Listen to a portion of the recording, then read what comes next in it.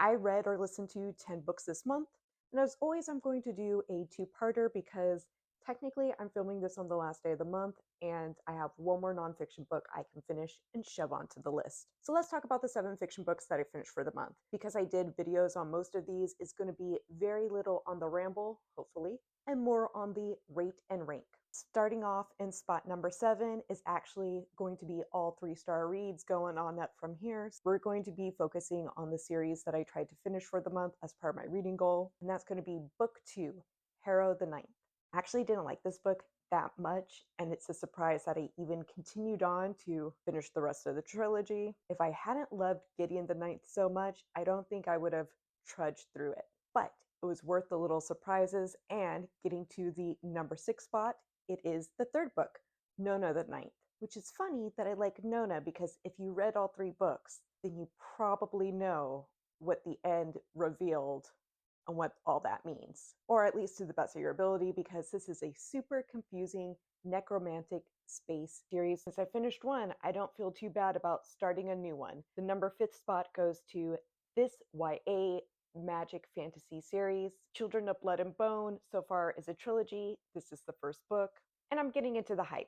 I definitely think that I'm going to be able to finish the next couple of books because it knocks out that goal, and also I want to be done before the adaptation comes out. Speaking of adaptations, if I hadn't finished the TV series for this, I think it would have been lower on my list, but because I did and I enjoyed it and I finally got what was going on in the pages, we're going to say that spot number 4 goes to The Other Black Girl. This is a weird thriller speculative novel about the publishing industry, the lack of representation for Black women in their chosen careers.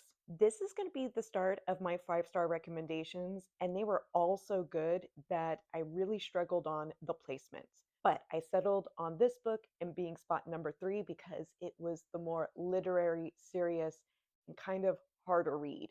We have the Book of Night Women. This is a historical fiction novel about Lilith, who was born into slavery on a Jamaican sugar plantation. Beautifully written, and I feel like I will come back to it, but even after finishing it, I do feel this is one that I would have to do mental preparation before I pick it up again. The number 2 spot goes to another book where I do feel like I would have to do mental preparation, but it does end on a realistic, if not somewhat optimistic tone. This is a YA serious read, 181 Days, and from the very first couple pages, I knew that this was going to be a 5-star read for me. Finally, the number 1 spot goes to this short story collection, and I want to thank someone who I like to think of as my book talk BFF, especially after this recommendation, for the suggestion.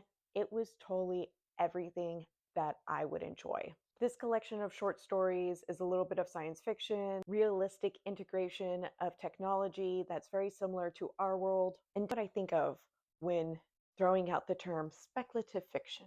There wasn't a single story that I didn't enjoy, so it's very easy for me to think that I'm going to be coming back to reference and recommend this to you in as many videos as I can. And now I will run away so that way I can finish one last book